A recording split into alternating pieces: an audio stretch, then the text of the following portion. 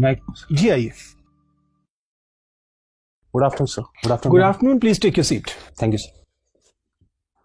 ये mister Azharuddin Kazi. Yes sir. Azharuddin ji, मैं देख पा रहा हूँ कि आप महाराष्ट्र से हैं। जी सर। यवतमाल से। जी सर। आपकी सारी पढ़ाई लिखाई महाराष्ट्र से ही हुई है? जी सर। सारी पढ़ाई लिखाई आपने लिखा है कि महाराष्ट्र से है। पुणे से आपने स्कूलिंग किया है और उसके बाद अमरावती विश्वविद्यालय से आपने बीकॉम किया है। सर मैंने स्कूलिंग भी यवतमाल से यवतमाल से की जी है। ठीक है। हाँ, पुणे बोर्ड है आपका। जी सर। तो ये आपने 2009 में किया था? जी सर। अब तो 11 साल हो गए हैं इस बात को। जी सर। क्या कर रहे हैं तब से? सर 2009 के बाद से ही मैं प्रिपरेशन में आया था। 2010 और 11 में मैंने 2 अटेम्प्ट्स दिए, लेकिन मैं क्वालिफाई नहीं कर पाया। तो 2012 में मुझे जॉब लेनी पड़ी। मैं कॉर्पोरेशन बैंक में एज ए मैनेजर ज्वाइन किया। उसके बाद 2018 तक मैं उसी पोजीशन पे रहा। 2018 के बाद दोबारा से मैं प्रिपरेशन में आया हूँ। आपने नौकरी छोड़ दी? जी सर। ऐसा आपने क्यों किया? आप एक रोजगार में थे। जी सर। और अब आप बेरोजगार हैं। जी सर। और आप बेरोजगार परीक्षा की तैयारी कर रहे हैं। आपकी उम्र 31 साल हो चुकी है। जी सर। क्यों आप अपने करियर के निर्णयों को लेकर इतना अनप्रेडिक्टेबल और गैर जिम्मेदार तरीके से क्यों कर रहे हैं?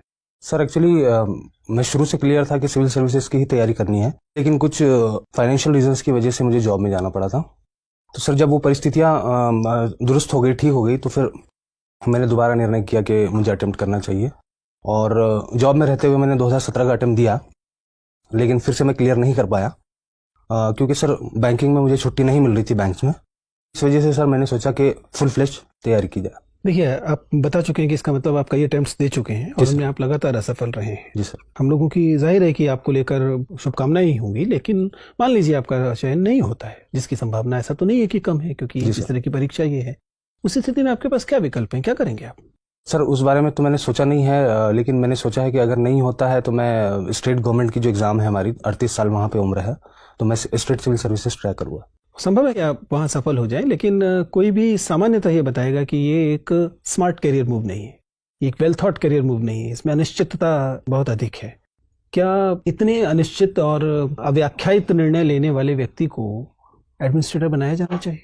सर इसमें अनिश्चितता ज़रूर है, लेकिन सर देखिए, अभी तो आपके निर्णयों से आपका जीवन प्रभावित हो रहा है, तो आपके पास एकदम हक है ऐसे निर्णय लेने का। जी सर। लेकिन कल को अगर आपको प्रशासक बना दिया गया जी सर, और आपके ऐसे ही अव्याख्यायित निर्णयों से पूरे जिले की या पूरे राज्य की या एक बहुत बड़ी आबादी की जीवन पर असर पड़ रहा होगा, तब तो ये निर्णय बहुत नुकसानदेह हो जाएंगे। सर मुझे लगता है मैं शुरू से क्लैरिटी थी मेरे अंदर सिविल सर्विसेज करने की, सिर्फ इस वजह से कि एक मुझे ब्रेक लेना पड़ा क्योंकि फाइनेंशियल आपने उर्दू साहित्य विषय क्यों लिया? आप तो बीकॉम से करके आए थे, कॉमर्स एंड अकाउंटेंसी विषय है, बैंकिंग में आप लगातार प्रैक्टिस में भी थे। जी सर। फिर आपने उर्दू साहित्य विषय क्यों लिया? सर कॉमर्स एंड अकाउंटेंसी किए हुए मुझे बहुत साल हो चुके थे। 2009 में आप तो बैंकर थे ना, तो काम तो वही कर रहे थे। जी सर, बैंकिंग एक डिफरेंट स्ट्रीम है और कॉमर्स में हम डिफरेंट चीज़ें पढ़ते हैं, बैंकिंग उसका एक पार्ट है। लेकिन सर 2007 तक मेरा एजुकेशन जो है वो उर्दू मीडियम में हुआ है, तो मैं लैंग्वेज को जानता था और मेरा एक इंटरेस्ट भी उसमें था, इस वजह से मैंने उर्दू लिटरेचर ऑप्ट किया। मुझे बताइए कि उर्दू भाषा जो है वह 8th शेड्यूल में कब शामिल होती है? Sir Urdu language 8th schedule में शुरू से ही थी, जब कॉन्स्टिट्यूशन अडॉप्ट किया हमने तभी से। तो कोई तिथि होगी क्या? ये 26 जनवरी 50 से थी या 26 जनवरी 49 से थी या सितंबर 49 से थी? कब से थी? सर 8th शेड्यूल जो है वो तो कॉन्स्टिट्यूशन के फॉर्म होने के बाद आया, तो हम ये कह सकते हैं कि 1950 से 26 जनवरी 1950 से जब लागू हुआ कॉन्स्टिट्यूशन, तब से ये उसमें है। सारा कॉन्स्टिट्यूशन 26 जनवरी 1950 से लागू हुआ है या कुछ प्रावधान पहले लागू हो गए थे? जी सर, कुछ प्रावधान 26 नवंबर 1949 को भी हुए थे। अभी हाल में एक विवाद रहा है जिसमें रेलवे के कुछ बोर्ड्स पे उर्दू के स्थान पर संस्कृत में नाम लिखे जाने की बात हुई है। जी सर। क्या ये विवाद है और उर्दू से ऐसी क्या नाराजगी है जो जिसके चलते उर्दू हटा के संस्कृत में नाम लिखे जा रहे हैं, जबकि हिंदी में पहले से लिखे हुए हैं? सर ये नाराजगी का विषय तो नहीं है, उत्तराखंड की ये घटना है। उत्तराखंड में रेलवे स्टेशन के ऊपर में इंग्लिश हिंदी के अलावा उर्दू के अंदर में भी साइन बोर्ड्स और नाम लिखे हुए थे। चूंकि यूपी की एक ऑफिशियल लैंग्वेज थी उर्दू, इस और उत्तराखंड जो है स्टवाइल यूपी का पार्ट था, इस वजह से वहाँ पे उर्दू लिखी हुई थी। लेकिन जब उत्तराखंड एक सेपरेट स्टेट बन गया तो वहाँ पर उर्दू को सेकंड ऑफिशियल लैंग्वेज का दर्जा नहीं रहा, और उसके बाद से लेकिन फिर भी उर्दू जो है कंटिन्यू हुई। अभी रिसेंटली गवर्नमेंट ने डिसीजन लिया है कि उर्दू चूंकि सेकंड लैंग्वेज नहीं है, संस्कृत वहाँ की है, तो उर्दू का हटा के संस्कृत में। संस्कृत और हिंदी में नाम तो एक ही होगा, फिर ये अलग अलग कैसे कहा जा रहा है? जी सर, लिखने में तो एक ही होगा। फिर क्या हिंदी में 2 बार? लेकिन सर लैंग्वेज दोनों अलग अलग है, संस्कृत अलग लैंग्वेज है, हिंदी अलग। प्रॉपर नाउन में लैंग्वेज अलग कैसे होती है? आप तो भाषा के विद्यार्थी हैं, बताइए। सर क्या देहरादून को देहरादूनम का है क्या कहने लगेंगे संस्कृत में? सर संस्कृत में क्या कहेंगे वो तो मुझे नहीं पता। प्रॉपर नाउन तो वही रहता है ना? जी सर, प्रॉपर नाउन वही रहेगा। चलिए। आप महाराष्ट्र के पूर्वी हिस्से से आते हैं जी सर। वहाँ किस तरह की समस्याएं हैं? सर मैं महाराष्ट्र के पूरब में जो विदर्भ का इलाका है वहां से आता हूँ। वहां पर सोशियो इकोनॉमिक इंडिकेटर्स जो है वो बहुत ज्यादा लो है और लैक ऑफ डेवलपमेंट एक बड़ी समस्या है। किसानों से संबंधित क्या समस्या है? सर किसानों की से संबंधित समस्याएं ये है कि विदर्भ को जो है, विदर्भ में सबसे ज्यादा फार्मर सुसाइड की खबरें हमारे यहाँ पे देश में आती है और ये समस्या रूरल इंडेंटेडनेस की वजह से, क्रॉप फेल्योर की वजह से बहुत ज्यादा है। फार्मर्स के अंदर में काफी डिस्ट्रेस रहता है जिसकी वजह से वो एक्सट्रीम कदम उठा लेते हैं। ठीक है, आप ऑर्गेनाइज्ड बैंकिंग सेक्टर में लगभग 6 साल काम किए। जी सर। और किसानों की जो आत्महत्या हो रही कहीं ना कहीं उसमें जो अनऑर्गेनाइज्ड कह लीजिए बैंकिंग सेक्टर है, जी सर, वो भी बहुत हद तक जिम्मेदार है। जी सर। ठीक है, काफी अधिक इंटरेस्ट रेट पे उनको वो देना, मतलब जी सर। नहीं लगता कि सरकार को बहुत स्ट्रिक्ट होकर इन सबको बंद करवा देना चाहिए या इनके खिलाफ एक स्ट्रिक्ट एक्शन करना चाहिए? जी सर। आपको क्या लगता है? सर जहां तक इलीगल मनी लेंडिंग का सवाल है, प्राइवेट मनी लेंडिंग चूंकि लीगल भी है, उसके लाइसेंसेस भी होते हैं। जो लीगल है वो तो अपनी जगह सही है, लेकिन जो इलीगल मनी लेंडिंग है उसको जरूर सरकार ने उसके ऊपर कदम उठाना चाहिए। लेकिन साथ ही जो इंस्टीट्यूशनल सोर्सेज ऑफ लेंडिंग है उसका आउटरीच बढ़ाना चाहिए। कहीं ना कहीं ये रिफ्लेक्ट होता है कि हमने इंस्टीट्यूशनल बैंकिंग को बहुत ज्यादा वहां पे उसका पेनिट्रेशन नहीं हुआ है और इसीलिए लोग जो है उसका फायदा नहीं उठा पा रहे हैं। दूसरे सर जो प्रोसीजरल जो डिफिकल्टीज है बैंक लोन लेने के अंदर में, तो लोगों को जनरली ये लगता है कि बैंक्स के अंदर में बहुत ज्यादा डॉक्यूमेंट्स रिक्वायर्ड है, बहुत ज्यादा कम्बरसम प्रोसेस है क्रेडिट का। इस वजह से वो प्राइवेट मनी लेंडर्स के पास जाते हैं जहां पे आसान तरीकों से उनको लोन मिल जाता है। तो सर ये कदम उठाने की जरूरत है कि हम बैंकिंग का जो पेनिट्रेशन है रूरल एरियाज में खास करके वो बढ़ाए और जो प्रोसीजर्स है लोगों को उसमें इजीनेस लाए। चलिए, उर्दू साहित्य आप पढ़ते हैं, भारत में उर्दू कैसे आई, मतलब कुछ बताइए इसके इतिहास के बारे में हमें। सर 12वीं सदी के आखिर में उर्दू दिल्ली के अतराफ में, इसकी जन्मभूमि दिल्ली के अतराफ बताई जाती है, दिल्ली शहर उसके अतराफ में। यहाँ खड़ी बोली राइज थी उस वक्त, खड़ी बोली बोली जाती थी और खड़ी बोली के अंदर में अरबी और फारसी और तुर्की अल्फाज जो है, जो बाहर से मुस्लिम्स आए थे यहाँ पे, वो जो जबानें बोलते थे, उन जबानों के अल्फाज जब खड़ी बोली के अंदर में मिलना शुरू हुए तो एक नई जबान तैयार हुई जिसको शुरू में अलग अलग नामों से पुकारा गया। उसे हिंदी भी कहा गया, हिंदवी भी कहा गया, दहलवी भी कहा गया और उसके बाद में जो है 19वीं सदी में इसका नाम उर्दू पड़ा। 19वीं सदी में इसका नाम उर्दू पड़ा। अच्छा, 19वीं सदी में सबसे ज्यादा डेवलपमेंट किसके समय हुआ उर्दू का? कोई ऐसा रूलर था क्या 19वीं सदी में? 19वीं सदी में रूलर बहादुर शाह जफर थे। वो खुद भी एक शायर थे और उनके ज़माने में बड़े शायर भी गुजरे हैं जिसकी वजह से उर्दू का काफ़ी डेवलपमेंट हुआ। इनफैक्ट 19वीं सदी का जो निस्फ है, जो यानी 1850s का जो दौर है, वो उर्दू का सुनहरा दौर माना जाता है क्योंकि इस दौर में गालिब और ज़ौक़ जैसे बड़े पाए के शायर भी यहाँ मौजूद थे। अच्छा, अभी एक कंट्रोवर्सी हुई फैज़ अहमद फैज़ के कुछ उसको लेकर, इसके बारे में आपका क्या सोचना है? सर कंट्रोवर्सी को लेकर? हाँ बिल्कुल सर, फैज अहमद फैज की जो पूरी शायरी है वो एक तरह की रेसिस्टेंस पोएट्री है उनकी और सियासी शायरी भी उन्होंने की है। हाँ। और जो रिसेंट कंट्रोवर्सी हुई है वो शेर उनकी एक नज़म के इंटरप्रिटेशन को लेकर हुई। आइडिया है, मतलब आप क्या सोचते हैं इस पे? सर इसमें मेरी सोच ये है कि किसी भी शायर की पोएट्री को समझने के लिए उसके ज़माने और उसके जहन को समझना बहुत ज़रूरी है। हम एक नज़म का लिटरल मीनिंग ना लेते हुए उसको ये देखना चाहिए कि शायर ने किस कंटेक्स्ट में वो बात कही है और शायर की पूरी पोएट्री का जो मजमून है वो क्या है। ठीक है ना, एक अंतिम सवाल मेरा आप बता दीजिए कि अभी सर जैसा पूछ रहे थे कि नाम बदला जा रहा है कई जगह, जैसे इलाहाबाद को प्रयागराज कर दिया गया, ऐसे कई जगह नाम बदले जा रहे हैं। जी सर। ठीक है, आप कहाँ तक उचित समझते हैं, क्या ऐसा किया जाना चाहिए? सर जहाँ तक नाम बदलने का सवाल है तो नाम ये पहली बार ऐसा नहीं हुआ है कि नाम बदले जा रहे हैं। हर जमाने में नाम बदलते रहे हैं, पॉपुलर रूलर्स ने नाम बदले हैं और लोगों की जब पॉपुलर डिमांड होती है तो ऐसा रूलर्स करते हैं, ऐसा गवर्नमेंट्स ने किया है। सर मेरी इसमें राय ये है कि जो इसका दूसरा पहलू है, जो एडमिनिस्ट्रेटिव एक्सपेंसेस इसके अंदर में इन्वॉल्व है, कहीं ना कहीं उनको भी सोचा जाना चाहिए। ठीक, thank you. Azharuddin ji sir, ये बताइए कि आपकी 3 क्वालिटी कौन कौन सी है जिसकी वजह से आईएएस बनना चाहिए? सर चूंकि मैं स्पोर्ट्स बैकग्राउंड का रहा हूं तो एक टीम वर्क और परसिवरेंस, मैं काफ़ी समय से तैयारी में हूं। तीसरी चीज़ सर कंपैशन।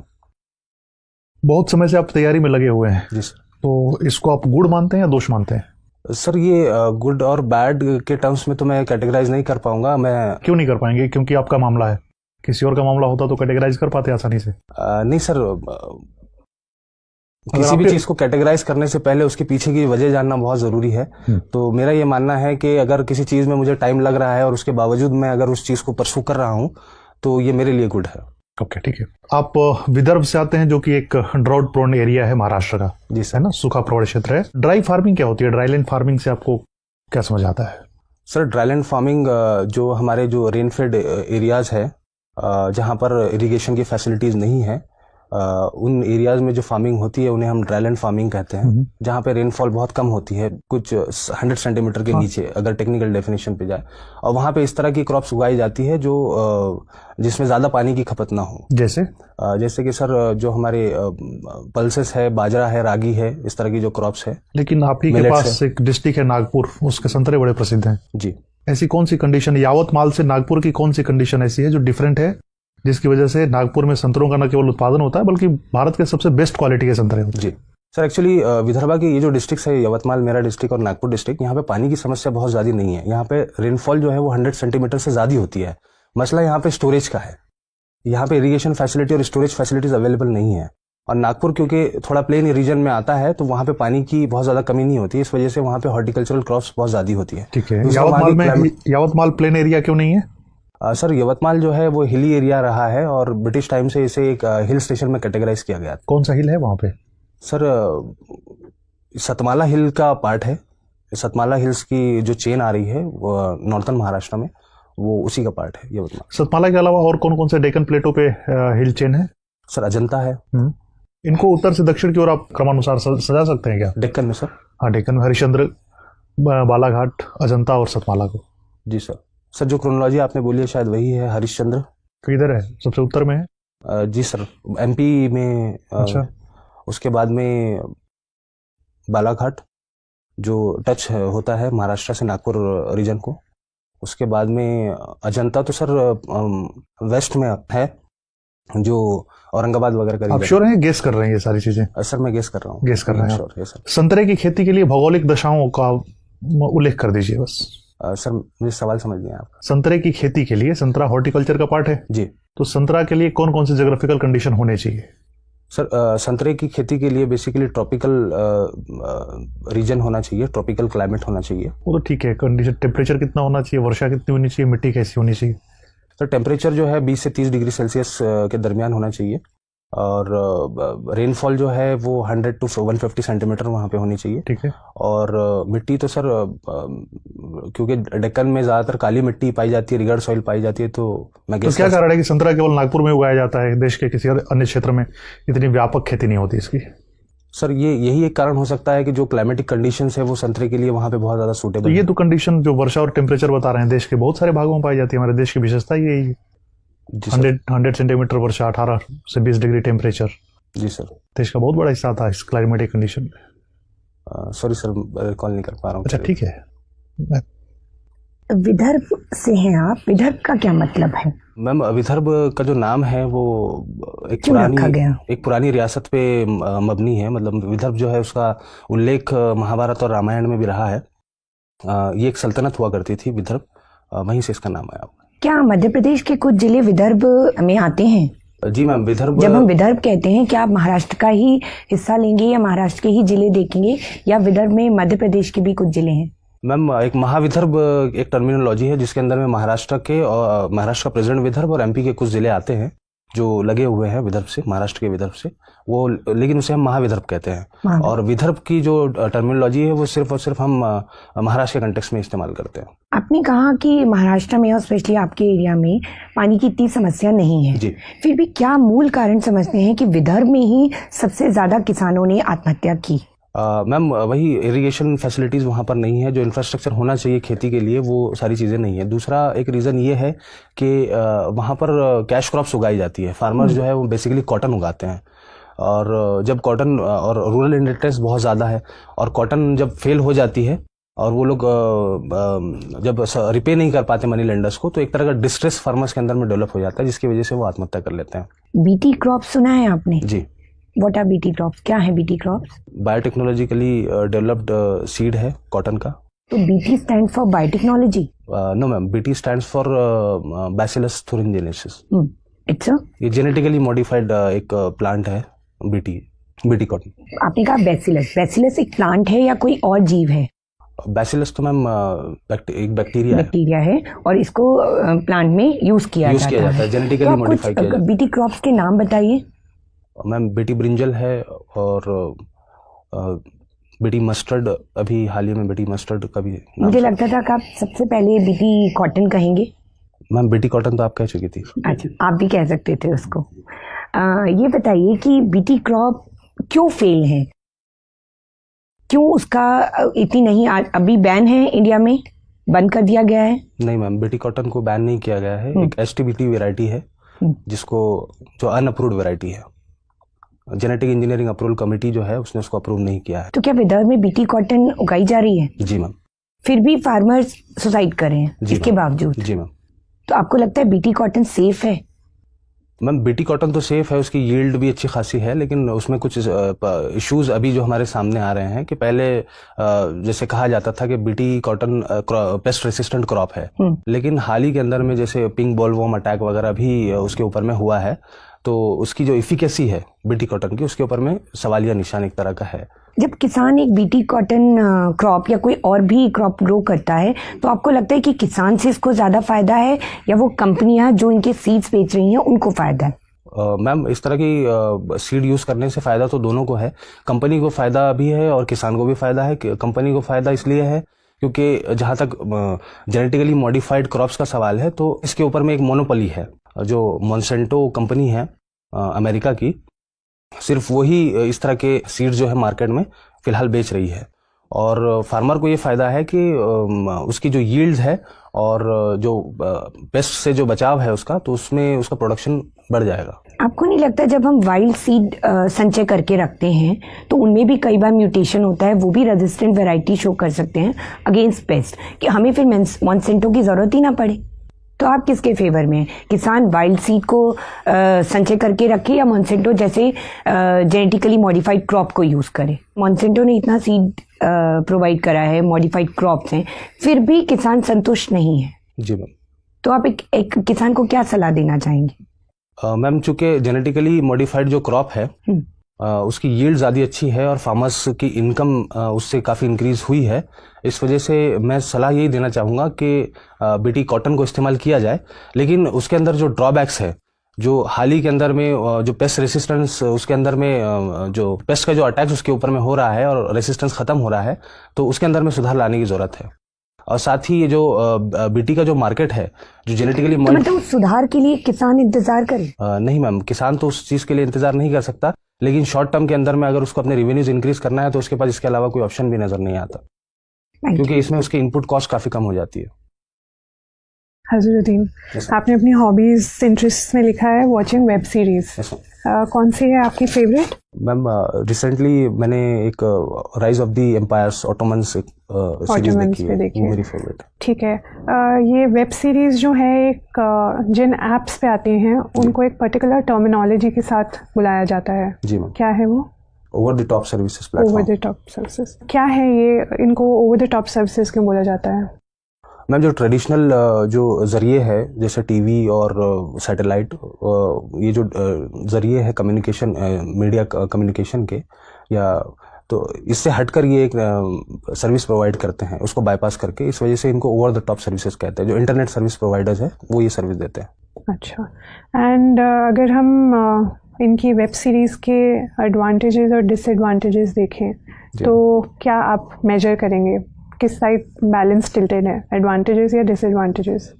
मैम इसके एडवांटेजेस भी काफ़ी है और कुछ डिसएडवांटेजेस भी है। एडवांटेजेस में जैसे जो क्रिएटिव कंटेंट है वो व्यूवर्स के सामने आ रहा है, व्यूवर्स के पॉइंट ऑफ व्यू से मुझे एडवांटेजेस और डिसएडवांटेज है। क्रिएटिव कंटेंट उसके सामने आता है। दूसरी चीज़ ये है कि इसमें जो वेब सीरीज़ जिस तरह की बन रही है उसमें बहुत ज़्यादा रियलिटी से क्लोज वेब सीरीज़ कंटेंट हमारे सामने आ रहा है, तो एक तरह से समाज को समझने के लिए, समाज की रियलिटीज़ को समझने के हिसाब से भी ये काफ़ी फ़ायदेमंद है। दूसरा इसके एस्थेटिक पर्पज़ है। जब जिस तरह की हमारी लाइफ फास्ट हो गई है तो इसमें एक एंटरटेनमेंट का जरिया है और इसके अंदर में ईज़ है चूँकि। ठीक है। और डिसएडवांटेजेस? डिसएडवांटेजेस मैम इसमें ये है, बेसिकली यूथ्स के लिए ये है कि बहुत ज़्यादा कुछ सीरीज़ के अंदर में, इसके अंदर में वायलेंस और अब्यूजिव लैंग्वेज और न्यूडिटी को लेकर डिसएडवांटेजेस है। दूसरी चीज़ ये है कि ये एक तरह की सोशल बिंजिंग जो होती है, इसके साइकोलॉजिकल प्रॉब्लम्स हो रहे हैं, यानी मल्टीपल एपिसोड जो है एक सिटिंग में देखने की वजह से डिप्रेशन और कई तरह की बीमारियां, साइकोलॉजिकल बीमारियां भी इससे होती हैं। ठीक है, आपने बोला कि कंटेंट जो है वो नेगेटिवली इम्पैक्ट कर सकता है यूथ को, तो इसके रेगुलेशन कौन करता है कंटेंट का? मैम, इसके रेगुलेशन के लिए कोई एक्सटर्नल एजेंसी तो नहीं है, ये सेल्फ रेगुलेशन पे बेस्ड है। ओके। आप कॉर्पोरेशन बैंक में काम कर चुके हैं। जी मैम। मुझे बताइए, कॉर्पोरेशन बैंक नेशनलाइज कब हुआ था? मैम, कॉर्पोरेशन बैंक नेशनलाइज हुआ 1980 में। 1980 में। जी। एंड आपको लगता है the nationalisation was a good step, एक कामयाब रहा वो? जी मैम। मैम, एक्चुअली जिस वक्त नेशनलाइजेशन किया गया था उस वक्त जो मोटिव्स थे नेशनलाइजेशन के वो ये थे कि बैंकिंग का जो आउटरीच है वो ज़्यादा से ज़्यादा लोगों तक पहुँचे, जिसे हम फाइनेंशियल इंक्लूजन कहते हैं, और फाइनेंशियल इंक्लूजन के पॉइंट ऑफ व्यू से ये एक अच्छा कदम रहा था। दूसरा ये था कि हमारे जो सेक्टर्स थे, कुछ सेक्टर्स ऐसे थे जिन्हें हैंड होल्डिंग की ज़रूरत थी, तो चूंकि नेशनलाइज बैंक का one of the objective socio economic welfare भी है, इस वजह से भी उनका उस एस्पेक्ट से भी नेशनलाइजेशन बहुत ज़रूरी था। जैसे एमएसएमईज में और एग्रीकल्चर में जो हमने क्रेडिट सपोर्ट दिया है, शायद हम प्राइवेट बैंक्स की मदद से उतना सपोर्ट उसको नहीं दे पाते। राइट। मुझे बताइए, अगर यूएस, रशिया और चाइना में प्रायोरिटाइज, मतलब एक रैंकिंग देनी हो कि इंडिया की फॉरेन पॉलिसी का फोकस और प्रेफरेंस किसको होनी चाहिए, रैंकिंग अगर आप दे सकते हैं तो, US, Russia and China. Ma'am, foreign policy जो हमारी होती है उसका बेसिक ऑब्जेक्टिव स्ट्रेटेजिक इंटरेस्ट होता है, तो इसमें रैंक देना मेरे हिसाब से मुनासिब नहीं होगा। हाँ, हमको ये चाहिए कि जो भी मेजर पावर्स है और उनके साथ रिलेशंस मेंटेन किया जाए, और प्राइम ऑब्जेक्टिव ये रहे कि हमारा स्ट्रेटेजिक इंटरेस्ट सर्व हो, तो सभी के साथ हमको रिलेशंस को बैलेंस करते हुए चलना होगा। क्या हम अभी ये बैलेंस मेंटेन कर पा रहे हैं या नहीं? जी मैम, बैलेंस तो हम मेंटेन कर रहे हैं। जिस तरह से हमने डिहैपनेट किया दूसरे कंट्रीज के साथ भी हमारा रिलेशन, उसी तरह का बैलेंस हम कोशिश कर रहे हैं, but we are working on very tight rope. जो ट्रेडिशनल हमारे जो रशिया जो हमारा ट्रेडिशनल लाई रहा है, और उससे कहीं ना कहीं थोड़े बहुत रिलेशंस हमारे अभी पीछे गए हैं, और हम अमेरिका की तरफ हमारा झुकाव कुछ अभी रिसेंट टाइम्स में ज़्यादा हुआ है, लेकिन फिर भी हम डिफेंस टाइज और अदर टाइज, टेक्नोलॉजिकल टाइज जो है रशिया से मेंटेन किए हुए हैं और बैलेंस कर रहे हैं। ठीक है, मेरा आखिरी सवाल आपसे कि एक टर्म यूज़ होता है, उसको बोलते हैं फतवा पॉलिटिक्स। फतवा पॉलिटिक्स क्या है ये? मैं मुझे फतवा तो पता है, फतवा पॉलिटिक्स किस? मे बी कभी जब मतलब एक रिलीजियस इंस्टीट्यूशन के थ्रू पॉलिटिकली इंस्पायर्ड फतवाज इशू करे जाते हैं, उसकी प्रैक्टिस। Thank you. तो क्या आपको लगता है कि हाँ ये प्रेवलेंट है या ये नहीं है प्रेवलेंट? इस तरह की चीज़ तो मैंने कभी सुनी नहीं है, तो नहीं, ये सुना है आपने कि पॉलिटिकली इंस्पायर्ड फतवाज इशू करे जाते हैं इमाम्स के द्वारा? नहीं मैम, सुना नहीं। ये नहीं सुना है। ठीक है, मुझे बताइए कि मुस्लिम विमेन जो हैं उनका स्टेटस कम्युनिटी में कैसा देखा जाता है? मैम, कम्युनिटी में मुस्लिम वुमेन का जो स्टेटस है वो इक्वल ट्रीट किया जाता है, इक्वालिटी वाला स्टेटस है। और रिसेंट टाइम्स में इसकी झलक हम जो डिफरेंट प्रोटेस्ट हो रहे हैं कंट्री के अंदर में, जिसमें leading role Muslim women play कर रही है, उसमें भी हम देख सकते हैं कि जो एक इमेज बनी हुई थी मुस्लिम वुमेन की कि उनको घर में रखा जाता है, उनको पर्दे में रखा जाता है और उनको इक्वल ट्रीटमेंट नहीं दिया जाता है, तो वो जो एक नेगेटिव इमेज थी वो कहीं ना कहीं दुरुस्त हुई है। ठीक है, तो आप कह रहे हैं वो एक इमेज ही थी जो अब ब्रेक हो गई। Thank you. Okay, Azharuddin, yes sir. मैं देख पा रहा हूँ कि आप का जो रेफ है वो सजेस्ट कर रहा है कि आपने हिंदी में काफ़ी काम किया है और आपको हिंदी में आपने स्पेशल सर्टिफिकेट भी लिया है, यानी आपके पास हिंदी की भी एकेडमिक क्वालिफिकेशंस हैं। सर, एकेडमिक तो नहीं, वो एक कोविड सर्टिफिकेट कोर्स मैंने किया था जब मैं 7th क्लास में था। जो कोविड सर्टिफिकेट होता है वो मिडिल क्लास के इक्विवेलेंट सर्टिफिकेट माना जाता है। 12th क्लास के इक्विवेलेंट। तो अगर आप 7th क्लास में थे और 12th क्लास के एग्जाम दे रहे थे, तो इसका मतलब आपकी हिंदी अच्छी रही होगी। सर, उस वक्त तो मुझे शऊर नहीं था कि मैं कौन सा एग्जाम लिख रहा हूँ, क्योंकि स्कूल में सारे कंपटीशन में मैं पार्टिसिपेट करता था, तो मैं इसमें भी कर लिया था। मुझे बताइए कि हिंदी और उर्दू की जब हम तुलना करते हैं तो एक कंटेंशियस इशू जो है वो नुक्तों का आता है कि आमतौर पर हिंदी के लोगों का आरोप है कि जो ध्वनियाँ उर्दू से आती हैं जी, उर्दू के लोगों की ये जिद रहती है कि उन पर उनको उसी उच्चारण के साथ बोला जाए जिस उच्चारण में वो उर्दू में बोले जाते हैं। जी। जबकि अन्य भाषाओं से जब शब्द आते हैं तो हिंदी पर ऐसा कोई अपेक्षा नहीं रखी जाती है। अंग्रेजी से आते हैं या दूसरी भाषाओं से आते हैं तो हिंदी अपनी भाषा के हिसाब से बोलती है। आपको क्या लगता है कि उस बायसनेस से दूर होकर आप बता सकते हैं कि क्या हिंदी को उर्दू की ध्वनियों के साथ नुक्ते लगाने की आदत छोड़ देना चाहिए अपने विकास के लिए, या ये उर्दू का जो की जिद है उसके आगे झुकना चाहिए? सर एक्चुअली अगर देखा जाए तो हिंदी उर्दू ज़बान में कोई डिफरेंस नहीं है, सिर्फ स्क्रिप्ट में डिफरेंसेस है। और स्क्रिप्ट में चूंकि उर्दू में कुछ ऐसे अल्फाज है जो अरबी, फारसी और दूसरी ज़बानों से आए, जो बाहर की ज़बानें हैं, इस वजह से जो नुक्ते हैं वो कुछ अलग है। जैसे जाहिद ज वाली जो आवाज़ है वो हिंदी में नहीं है, इस वजह से उसको जब हिंदी में लिखते हैं तो ज इस्तेमाल होता है, लेकिन हिंदी में जैसा आपने ठीक फरमाया कि ज के नीचे नुक्ता लगा दिया जाता है तो वो ज की आवाज़ बन जाती है। तो इस तरह का है। लेकिन सर दोनों ज़बानों के डेवलपमेंट के लिए ये ज़रूरी है कि ज़बान के अंदर में आपस में जो है वो मेल जोल बरकरार रहे, और अगर दोनों स्क्रिप्ट अलग अलग है तो उसमें कोई दिक्कत नहीं है, ज़बान एक रहे। अच्छा, एक चीज़ बताइए, आप तो खिलाड़ी भी हैं, आप लगातार खेल में सक्रिय रहे हैं। हाल में भारत की कबड्डी टीम को लेकर काफ़ी विवाद रहा है कि वह बिना अनुमति के पाकिस्तान चली गई, और भारत की सरकार ने इस बात पर खेल संघ से आपत्ति दर्ज की है और खेल संघ ने पाकिस्तान से आपत्ति दर्ज की है, लेकिन पाकिस्तान में वह कबड्डी की टीम फिर भी भारतीय टीम की तरह शामिल हुई है। क्या विवाद है और आपको क्या लगता है कि ऐसा क्यों हो पाया कि भारत की एक टीम विदेश चली गई और भारतीय लोगों को पता भी नहीं लगा? सर मैंने इसके बारे में सुना नहीं है। चलिए कोई बात नहीं, मुझे आपसे बात करके अच्छा लगा, आप जा सकते हैं। Thank you sir, thank you.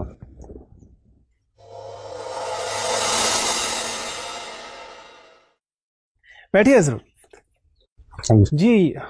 Azharuddin जी, कैसा लग रहा है, कहाँ आपको लग रहा है कि आप सही जा रहे हैं और किन एरियाज में लग रहा है कि सर यहाँ भी थोड़ा सा और एडजस्टमेंट चाहिए? सर एक तो कॉन्फिडेंस की कमी लगी मुझे, और जो करंट अफेयर्स में आपने कुछ इश्यूज बताया उर्दू से रिलेटेड, जो अभी आखिरी सवाल था उसमें मुझे लगा कि मैं शायद अच्छा जवाब नहीं दे पाया।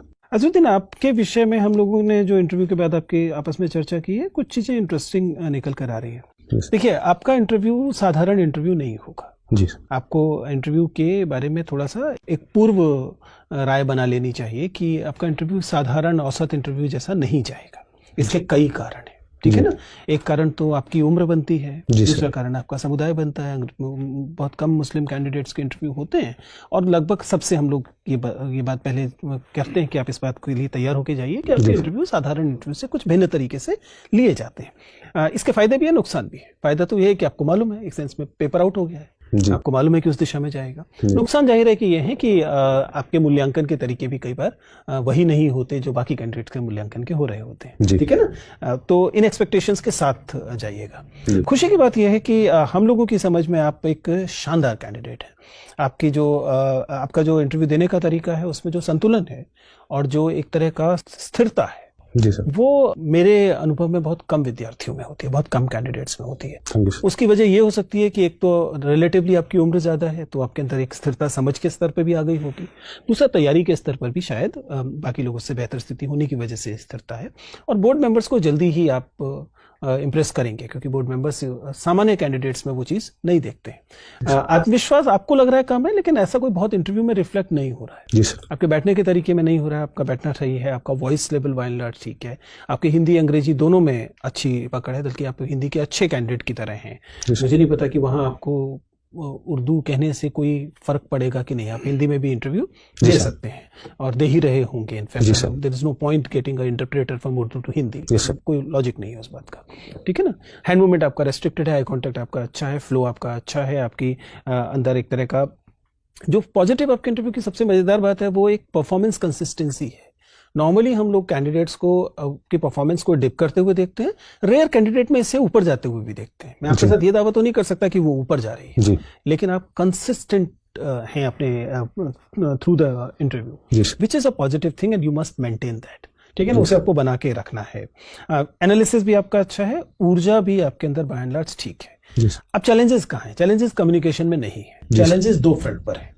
एक मतलब दोनों ही चैलेंजेस एक ही चीज से इमर्ज कर रहे हैं, वो ये है कि आपको बोर्ड मेंबर्स के अंदर जो प्रेजुडिसेस होंगे उनसे टकराना होगा। जी, ये प्रेजुडिसेस आपकी एज को लेकर होंगे जी, और ये प्रेजुडिसेस हो या व्यक्त हो या ना हो, कभी कभी कम्युनिटी को लेकर होंगे जी, ठीक है ना। जो एज को लेकर का प्रेजुडिसेस है वो इस सेंस में होंगे कि अब इतनी उम्र हो गई है, इतने साल नौकरी करके आया, मोल्ड करना पॉसिबल नहीं है जी, तो आपको वो एनर्जी दिखानी है जी sir, and willingness to learn दिखानी है। कैसे दिखाएंगे आपकी चुनौती है। जी अपने सवालों को इस तरीके से आप बताएंगे जिससे लगे कि आपके अंदर नई चुनौतियों को लेकर उत्साह रहता है। जी सर। ठीक है ना, इस वाले एस्पेक्ट को आप बताएंगे। अगर आपको मौका मिले तो अपनी सर्विसेज के अनुभव जो है उनके आधार पर बताएं या अपने जीवन के अनुभव के आधार पर बताएं, लेकिन ये दिखाएं कि you have this tendency of moulding yourself if necessary. जी सर। आप बात समझ पा रहे? जी सर। दूसरा जो है वो कम्युनिटी प्रेजुडिसेस को लेकर बात है। मैं ये नहीं कह रहा कि बोर्ड मेंबर एसेंशियली प्रेजुडिस्ड होंगे, लेकिन पास्ट अनुभव बताते हैं कि कभी कभी वो नेगेटिव हो जरूरी नहीं है, कई बार पॉजिटिव भी होते हैं जी। लेकिन दे व्यू समटाइम डिफरेंटली। तो आपकी जो छवि आनी चाहिए वो प्रोग्रेसिव मुस्लिम वाली छवि आनी चाहिए। जी। बाय एंड लार्ज आती है, लेकिन आपके साथ स्पेसिफिक क्वेश्चन बहुत कम हुए, जी। सिवाय जब फतवा पॉलिटिक्स और वेमेन वाला इशू आ रहा था, वहां पर एक इंट्रोस्पेक्शन का एलिमेंट गायब था। आप समझ पा रहे हैं? जी। तो आई एडवाइस यू टू, इसको सीधा सीधा ये मत कहिए कि ये केवल छवि है। जी सर। आप ये कहिए कि बदलाव में हो, मतलब समझ रहे हैं? जी, जी, जी। ये एक कम्युनिटी में आता हुआ बदलाव है। हम मानते हैं कि कुछ जगह पर ऐसी स्थिति है, जी। लेकिन सकारात्मक चीज ये है कि हम उससे बाहर आ रहे हैं। जी सर। Getting my point? जी सर। ये एक रिफॉर्मेटिव इंट्रोस्पेक्शन वाला एंगल रहेगा तो आप वो रिलेटिवली प्रोग्रेसिव। अदरवाइज क्या लगता है वो थिन बाउंड्री लाइन हो जाती है जहां पे पता लगता है कि पता नहीं एकदम ये हो जाए कि नहीं जी सब कुछ अच्छा है जी सर। वाला बात। तो वो उसका आप इस्तेमाल स्ट्रेटेजिकली कर सकते हैं। मतलब मेरी सलाह रहेगी कि करें। जी। नॉर्मल छवि आनी चाहिए कि आप एक प्रोग्रेसिव फॉरवर्ड लुकिंग मुस्लिम